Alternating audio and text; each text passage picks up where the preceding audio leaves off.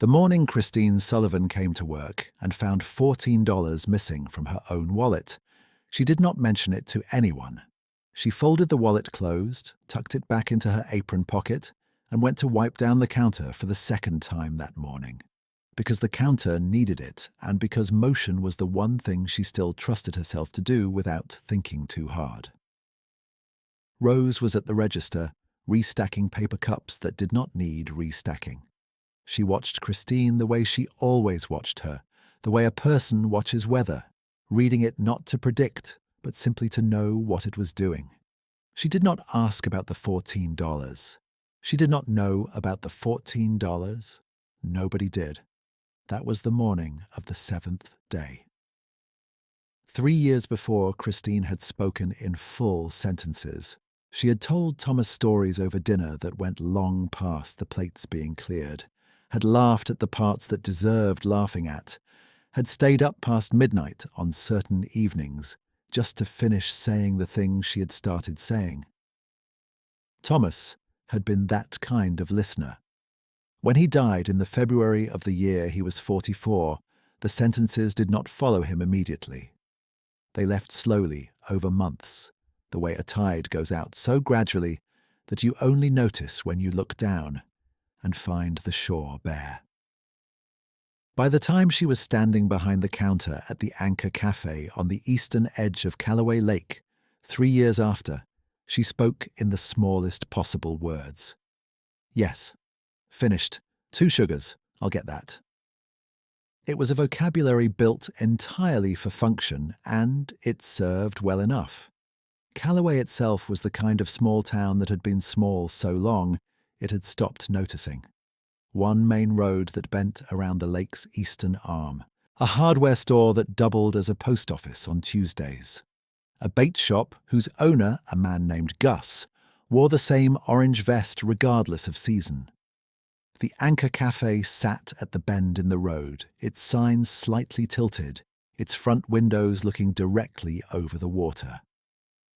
Margot Hess had owned it for 11 years, or rather Margot and her husband Owen Hess had owned it for 11 years, though Owen's participation had always been limited to sitting at the corner table with the newspaper and approving of the coffee. Margot was the kind of woman whose approval felt like weather. When it was good, the day ran smoothly. When it wasn't, you felt it in your joints. She had taken Christine on 2 years ago, which Christine had been grateful for, and Margot had accepted that gratitude as its due without much fanfare. The arrangement suited them. Christine was quiet and reliable and asked for nothing. Margot liked things that asked for nothing. What Margot was not good at was remembering that asking for nothing and deserving nothing were 2 separate categories, and over 2 years she had allowed herself to stop distinguishing between them. The stranger walked in on a Tuesday. Christine had her back to the door when it opened. She heard it the way you hear it when the weather comes in with a person, a shift of cool lake air moving through the warmth of the room. She heard him settle into the seat nearest the window, the one with the view straight over the water to the far bank, where the trees were copper and ash. When she turned, she saw a man in a plain grey jacket, the kind with no particular markings on it, the collar turned up against the October wind. He had the look of someone who had stopped in off a long road and was in no hurry to get back on it. He was reading the single-page laminated menu with the particular attention of someone who was actually reading it, not performing the act of reading while waiting to order what they already knew they wanted. She brought him coffee without being asked, because he had the look of someone who needed it. He looked up when she set it down and said, "Thank you," in a voice that was quiet and level and meant it. Not the automatic thank you of someone responding to a service, the kind that registered the coffee as a specific thing a specific person had brought. She went back to the counter. Rose gave her a small, sideways look that Christine declined to interpret. He ordered the soup when she came back to take it, and then he sat with the soup and the window for a long time, and Christine left him to it. That was the first conversation, and it was not much of one. But he came back on Wednesday and on Thursday, and each time he sat at the window table and had coffee first, and then ordered whatever Christine described as the better choice, without questioning the description. On Thursday, she said the chowder was better than the sandwich, and he said, "Then I'll have the chowder." And she brought it, and on the way back to the counter, she realized she had said more than she had said to a single person since Thomas, and that the chowder had not been the subject. She had told him, somewhere in the telling, that the bread came from a bakery 2 towns over, and that Margot bought it on Mondays, and that by Thursday the difference was noticeable if you knew what to look for. He had asked what to look for. She had told him. He had listened in the way Thomas used to listen, the way where the listening was actually happening, where the information was landing and arranging itself into something. She had felt the sentence leaving her and had not thought to stop it. She thought about it afterward, standing at the pass-through. 3 years of careful economies, and a quiet man with a grey jacket and a question about bread had walked off with more words than she had given to her own sister at Christmas. It was on that same Thursday afternoon, while the lunch rush had thinned and Christine was in the narrow hall between the kitchen and the storage room, that she heard Margot on the phone. The call was not meant to be heard, too. The storage room door was not quite closed, and Christine had come around the corner for a roll of paper towels and had stopped when she heard her own name in Margot's voice, said in the casual way of someone who is speaking about furniture. "Christine is fine for now," Margot was saying, "but I've been thinking through the winter roster. She's a liability, really. Nice enough, but that sort of quiet makes customers uncomfortable after a while. I'm looking at bringing someone in after Thanksgiving. Someone with more, you know." The pause that followed was Margot listening to whoever was on the other end. Then, "She doesn't really need the hours the way some of the younger girls do. I think she'll manage." Christine stood in the hallway for what felt like a long time, but was probably 30 seconds. She was holding the paper towels. She put one foot in front of the other and went back to the counter, and wiped it down for the 3rd time that morning, because the motion was still trustworthy when nothing else was. Rose was watching. Christine did not look at her. The word liability sat in her chest for the rest of the shift, like a stone that had been there a while and had only just been named. She had known, in the way that people who have grown practiced at making themselves small know things, that her tenure at the Anchor was not a certainty. She had not thought it was precarious in quite this way. She had not thought she was a liability. She had thought she was quiet, and that quiet was not the same thing. And she had apparently been wrong. She drove home along the lake road that evening with her hands at the correct position on the wheel and the radio off. The lake had gone the colour of slate by the time she passed the second bend, and the road rose and fell with a small, even rhythm she could have driven blind. She passed Gus's bait shop, lit from the inside by a single bulb above the counter, and Gus's truck parked in front of it the way it was parked every evening, and the small white propane tank by the side door, and she registered each of them in the way she registered the road itself, as proof that the world had continued without requiring her attention. The house she drove to was the house she and Thomas had rented, and she still rented it alone, and the kitchen light was on when she pulled in, because she had left it on that morning, the way she always did, so she would not come home to dark. She sat in the car a moment with the engine off and the headlights still up. The window of the kitchen showed the corner of the table and the edge of the cabinet, and the small green plant on the sill that she had kept alive past expectation. She looked at the plant. The plant was, she had told herself for 3 years, a thing she was capable of keeping alive, and that capability had been, on certain bad weeks, the only thing she had been able to point to. She turned off the headlights and went inside. She made tea she did not finish. She set the kettle back on its base and the cup on the table and watched the steam come off the surface and thin out against the kitchen light. She sat at the table where they had once sat across from each other, and she looked at the empty chair, and she did not cry because she had finished crying a long time ago, and what was left now was something quieter and harder that did not have a name she was comfortable using. The word liability turned over in her chest with the weight of a coin she had been handed and did not want. She had thought of herself, when she had let herself think of it at all, as quiet. She had thought quiet was a thing she could afford to be. The category Margot had put her in was a different category, and the category had a particular shape, and the shape did not include continuing past November. She thought about the $14 she had not yet spent from her emergency wages. She thought about the winter roster.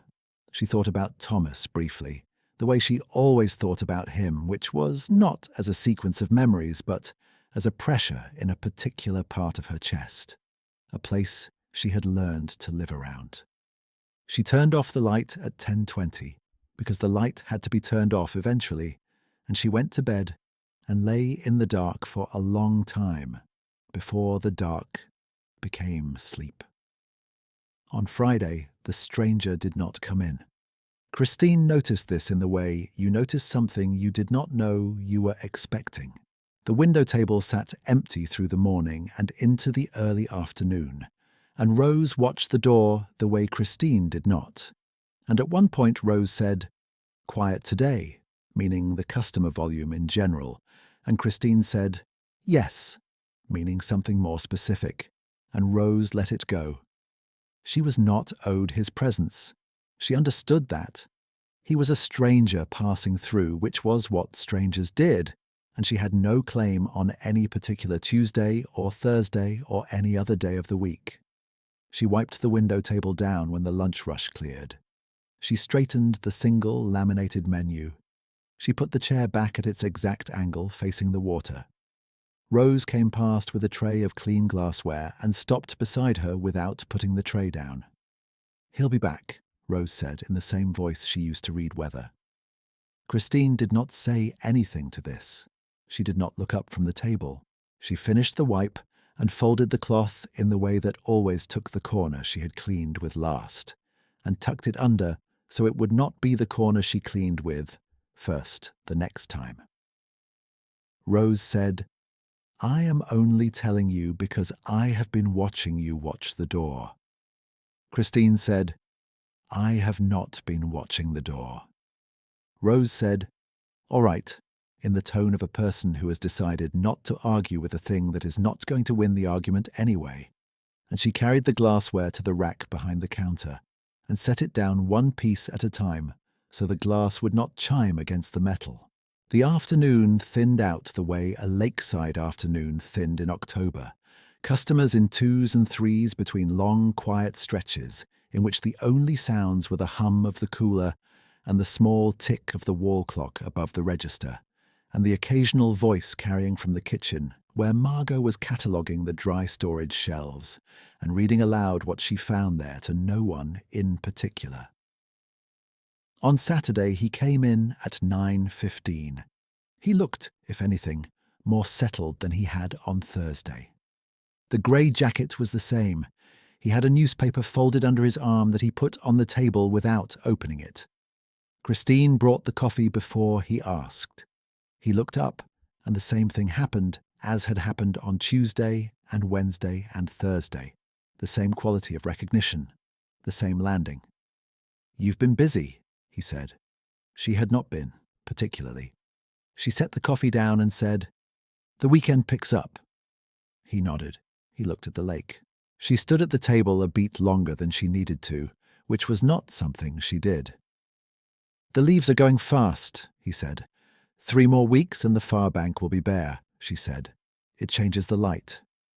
He looked at her, and she understood that he had not expected that sentence, the specific quality of attention it required to make, and that he was accounting for it. She went back to the counter, At noon, she found that she had forgotten to ring his breakfast order. She stood looking at the ticket, and then at the register, and then at the space where his breakfast should have been, and understood that in the course of a morning that had involved more words than usual, she had simply neglected to enter it. He had left. The chair was pushed neatly in, the newspaper left on the table for the next person, the coffee cup clean on the saucer. She looked at the ticket. Toast and eggs, $14 with the coffee. She looked at the register. She looked at the ticket again. She looked at her own wallet in her apron. She did not think about it for very long. She put $14 from her own wages into the till, recorded it, and put the ticket in the stack with the rest. Rose was watching from across the room. Christine did not explain. She was not sure why she did it. He had not been there to see it. No one had asked her to. Margot certainly would not have covered the difference, would have noted it as a discrepancy, and left it to accumulate into a conversation that would not go well. Christine had covered it because the coffee had been poured and the eggs had been made, and the bread had come from 2 towns over on a Monday, and the work was the work, and it deserved its accounting regardless of who was watching. Rose appeared at her elbow. "You didn't have to do that." Christine folded the apron edge back to straight. "Someone had to." Rose looked at her for a moment the way she often did, that careful weather-reading look. Then she went back to her section and did not say anything more, but she kept looking at Christine the way she did for the rest of the shift. And Christine felt it, warm and small, in the way that one person's quiet attention can be. The following Monday, which was the 7th day since the stranger had first walked in off the lake road, Christine arrived at the cafe at 7:15 to begin the opening setup. She unlocked the door, turned on the lights, started the first urn, set the chairs down from the tables, wiped the windows on the inside where the condensation had been, and arranged the counter the way she always arranged it. By 8, the cafe was ready. By 8:30, the first customers had come and gone, and the morning was in its ordinary shape. He came in at 10. She brought coffee. He sat down. He looked at the lake. The leaves on the far bank had gone further since Saturday, whole sections now showing the pale, bare branches beneath, and the light across the water was cooler and more direct for it, the way she had said it would be. "You were right," he said, "about the light." About the light. She found that she was standing at his table with her hands at her sides and no particular reason to leave, and so she stayed a moment. "Have you been here long?" he asked, and she understood he meant in Callaway rather than in the cafe, and she said, 3 years, and said it in the exact same voice she used for everything, the flat, functional voice she had been using for 3 years. But the 3 years was more information than she usually gave, and she knew it as soon as she said it. He did not push. He said, "It suits you, the place." And she understood from his tone that it was a specific observation and not a pleasantry, that he had actually looked at her in the context of the town and arrived at an opinion, and she did not know what to do with that, so she went to take an order from a table near the door. She came back to his table twice during the morning, once to refill the coffee and once because she had passed by and he had looked up, and she had stopped without quite intending to. The second time he asked about the fishing on the lake, whether anyone still did it in October, and she told him about Gus at the bait shop and the orange vest, and how Gus went out on the water until the first actual snow and sometimes past it. And she said it in the way she had said everything to this man, more words than she meant to, words that had some quality of wanting to keep themselves in the air a little longer. "You know everyone here," he said. "I know the ones who come in." "That's most of them," he said. Rose caught her eye when she came back around the counter. She said nothing. Christine said nothing. They understood each other, those two, the way people do when they have worked side by side through enough slow shifts to have developed a private language of glances and silences. At 11:40, a car pulled up in front of the cafe that Christine had not seen before. It was not a notable car in any showy sense, just a newer one. Clean. Out of place in the way that things can be out of place in a small town, without being loud about it.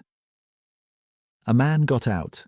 He wore a dark coat and carried a leather folder, and he came through the door the way people come through doors when they are used to moving through rooms, with purpose. He looked around the room once, found what he was looking for, and walked directly to the window table.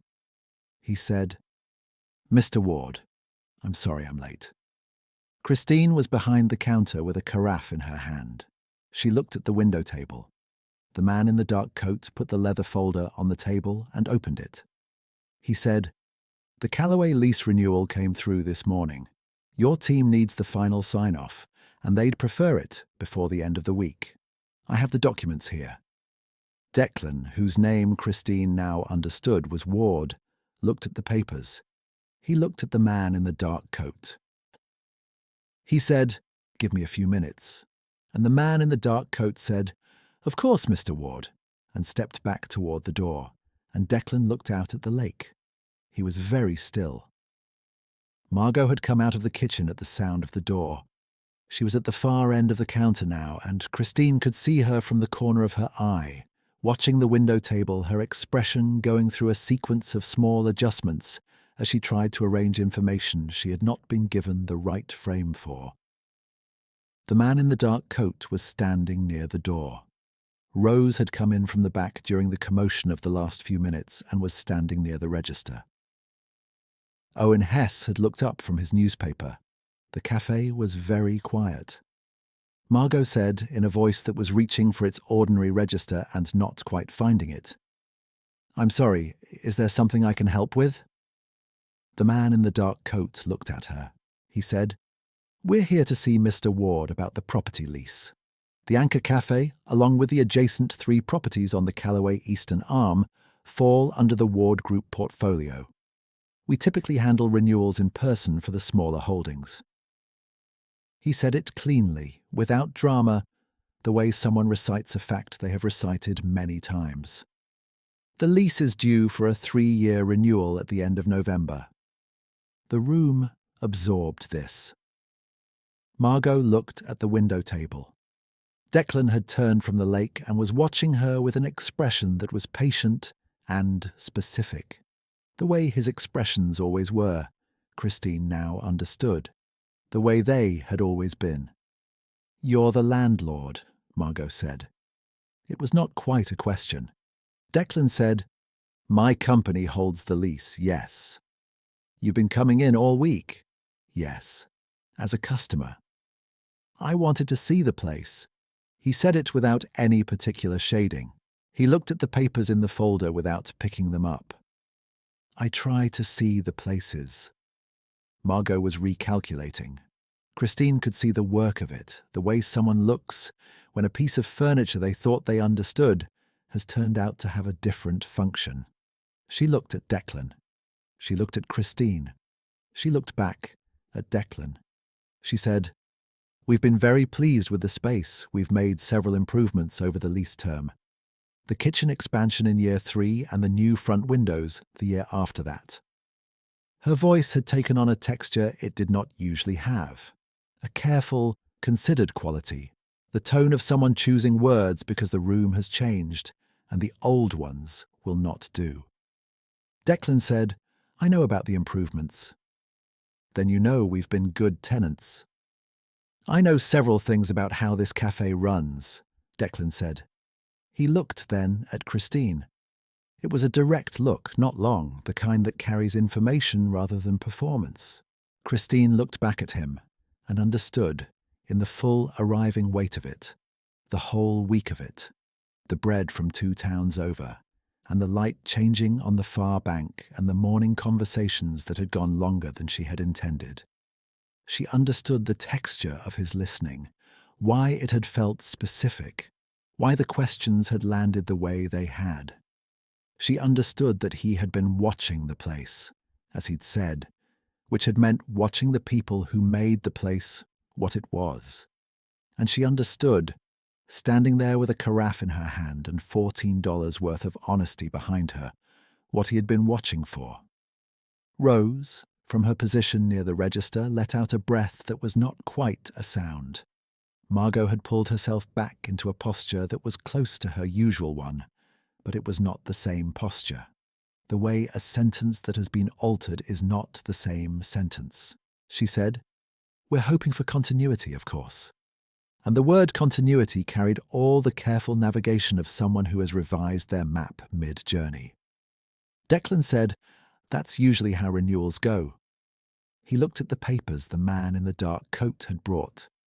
He picked up a pen from the fold of his jacket and signed where the papers required signing. The same clean, specific motion he applied to everything. He handed the folder back.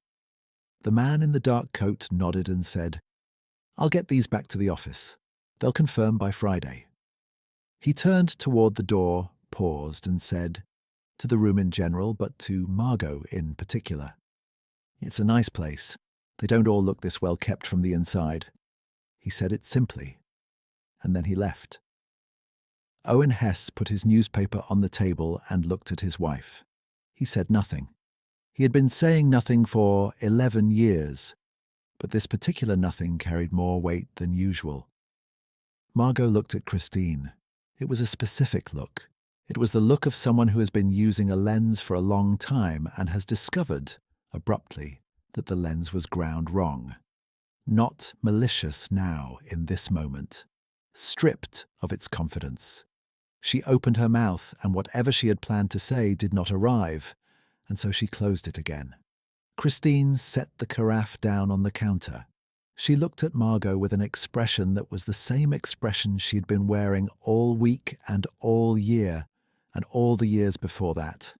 The open, level expression of someone who has not been performing anything, and who understands that she still doesn't need to start. She did not speak. There was nothing to say that the room had not already said more cleanly.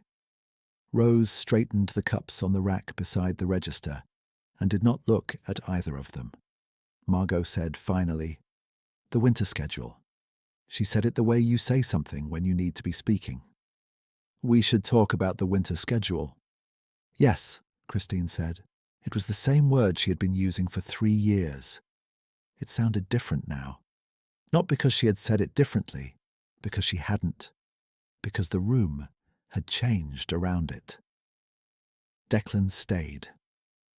After the leather folder left, and the calculations behind Margot's eyes did their quiet revising, after Owen went back to his newspaper and Rose went to clear the tables in the back, Declan stayed at the window table with his coffee and looked at the lake. Christine went about the business of the late morning. She refilled the cups that needed refilling. She cleared a plate from the table by the door. She wiped the counter once more, though it did not need it. At some point, she noticed he was watching her the way he had been watching her all week, but now she understood what she was seeing. The quality of attention she had registered from the first morning. The way the listening was actually happening. She had thought, on Tuesday, that it reminded her of Thomas. She understood now that it was a different thing. Thomas had listened because Thomas loved her. This man had been looking for something and had found it in the plain mechanics of how she did her work, and the finding had produced in him the same quality of stillness. She brought him a refill. She set it down. He said, "I wanted to say something." She waited. He said, "The $14. She looked at him. "Rose told me," he said. "This morning, before you came in." Christine did not say anything for a moment. She thought about what to say and then chose not to say what she had considered, because none of it was the truth exactly, and the truth was simpler. She said, "The work deserved its accounting." He looked at her the way he had looked at her when she had described the light changing on the far bank. Like the sentence was a specific thing, and he was holding it carefully. He said, "Yes." Just that. Yes. In the same voice he used when the listening was actually happening. She went back to the counter. The afternoon ran its ordinary course. Customers came and went. Margot moved through the kitchen with her customary efficiency, but with the slightly more careful step of someone recalibrating, someone who had discovered that the room had dimensions she had not measured. She did not mention the winter schedule again. She did not mention Christine's name in the way she had mentioned it on the phone, with that particular casual weight. She moved around the kitchen with the quiet attention of a person who had stopped being certain and was not yet sure what certainty would look like when it came back. Rose refilled the condiment baskets at 3 o'clock and came to stand beside Christine at the counter with the unhurried ease of someone who had earned the right to stand where she was. "You didn't know," Rose said. It was not a question. "No," Christine said. Rose considered this. She said, "I figured about day 3. He keeps asking about the cafe, not like a customer, like someone trying to learn a place." Christine looked at her. "Why didn't you say anything?" Rose picked up a cloth and turned it in her hands. "Because you were talking," she said. "I hadn't heard you talk in 2 years. I wasn't going to interrupt it." Christine looked at the counter. After a moment she said, "He listened the way Thomas did." Rose was quiet. "Not the same," Christine said, "but the same thing underneath it, the way the listening is real." Rose folded the cloth and set it down. She said yes, which was, Christine understood, the most complete thing either of them had said about it. Declan left at 4:15. He came to the counter when he left, the way he had not done before, and said, "Same time Thursday?" It was a question with a direction in it. Christine said, "The chowder's better on Thursdays." He looked at her, and the corner of his mouth did something small that was not quite a smile, but was the territory near one. He said, "Then I'll plan accordingly." And he went out through the door and back to whatever he had come from, the lake road running between the trees toward wherever he was staying, and she watched him through the front window until the grey jacket disappeared around the bend. She stood there a moment. The late afternoon light came in low and made everything in the cafe warm in a specific way, the cups and the counter, and the backs of the chairs. Rose had gone to do the closing side work in the back. Margot was in the kitchen. Owen was gone. He had left around 3 without saying where. The cafe was Christine's in the way that places can briefly belong to whoever is standing in them. She looked at the window table. She looked at the laminated menu she had straightened on Saturday. She thought about Thursday. She thought about the $14, which was now just a number in the till, accounted for, balanced, part of the ordinary record of what the work cost, and what it was worth. The drive home along the lake road was the same drive it always was, the same trees, the same grey water visible in intervals between them, the same bend where the road dipped toward the water, and then climbed again. She did not have the radio off this time. She had it on, a station she did not usually choose, something with a steady, unhurried rhythm that filled the car without demanding anything. She pulled into the gravel drive, and the kitchen light was on, because she had left it on, because she always did.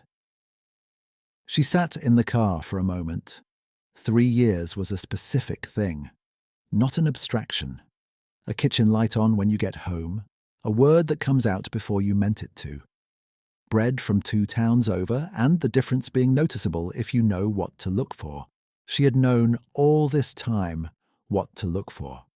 She had simply stopped thinking that the looking was for her.